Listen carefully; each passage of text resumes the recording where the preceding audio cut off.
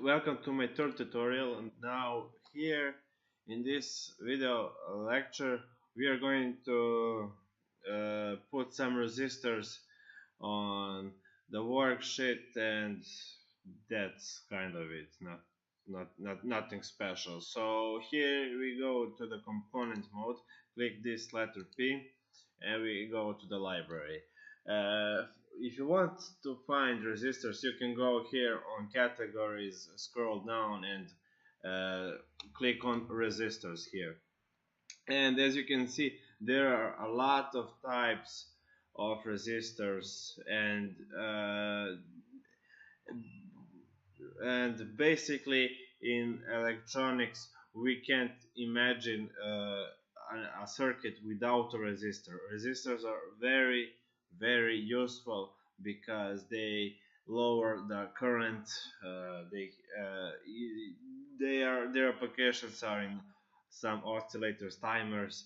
uh, Really, they can save your life. They can save a circuit uh, from short circuits, and so on and so on. And there are a lot of categories, and here down you have subcategories. There are 0.6 watt metal film resistors, there are 10 watt wire wound resistors, and a lot of resistors. There are even NTC, PTC, non-linear circuit resistors that depend on the temperature.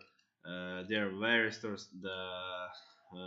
Those are the resistors that depend on the voltage that come across them, and so on and so on. But for now, we are just gonna take one general resistor. So you can write here in the keywords RES.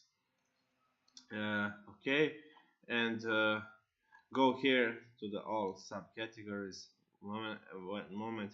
Here you have a potentiometer, and they are also useful. We're gonna use it in my next videos, and we're gonna take this one that says res device generic resistor symbol, and this is the we use this symbol in Europe. This is a European software, so this is the symbol in Europe for a resistor.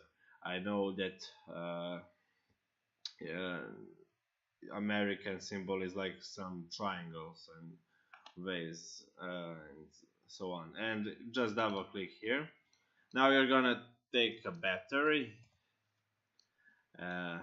so you can take this one, DC voltage source, and that's kind of it. So here you can put one battery here, and now you can put a resistor.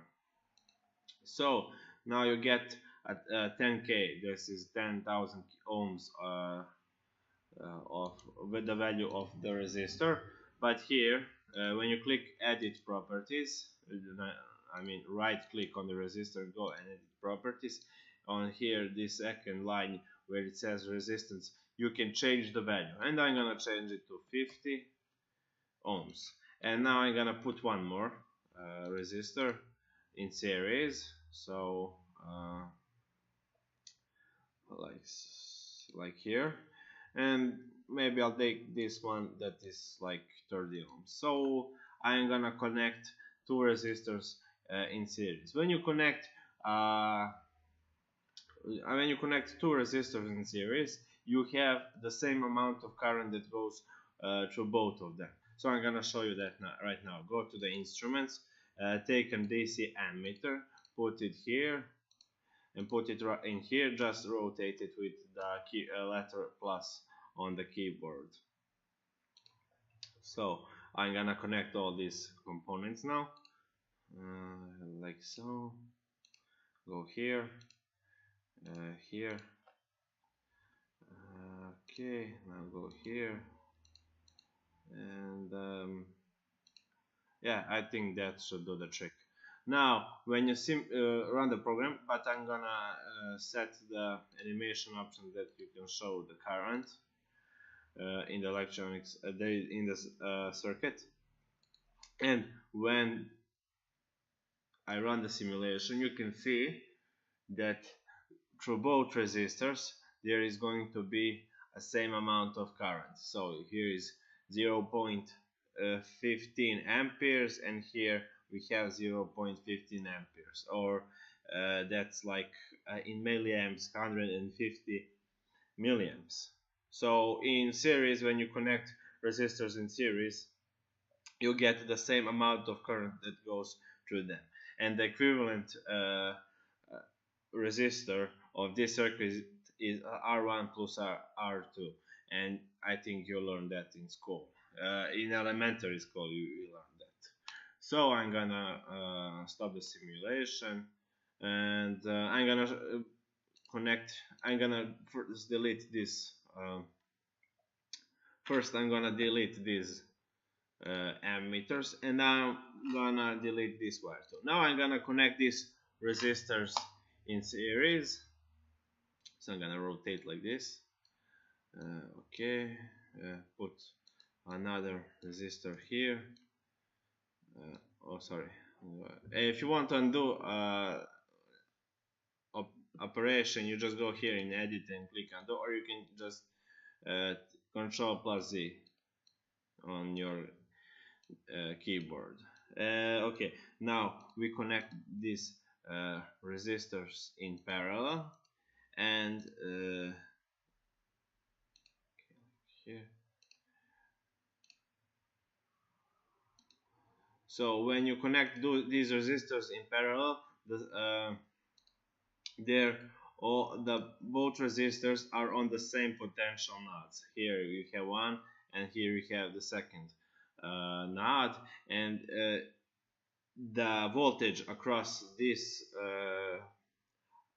upper side of the net or wire is the same as this lower one, and I'm gonna show you these two resistors are now on the same voltage. So I'm gonna take one voltmeter here. Okay, just a moment. Here now I'm gonna put it in parallel with the resistor that is R1 and 50 ohms, and I'm gonna put one voltmeter here,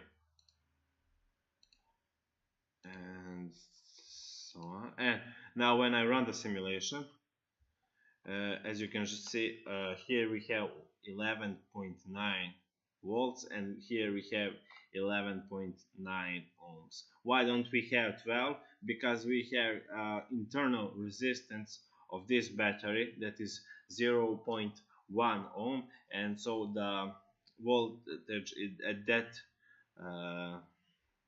resistor is 0.1. So the equivalent will be the equivalent voltage of this electrical circuit is 12 volts, because that's the second Kirchhoff's law.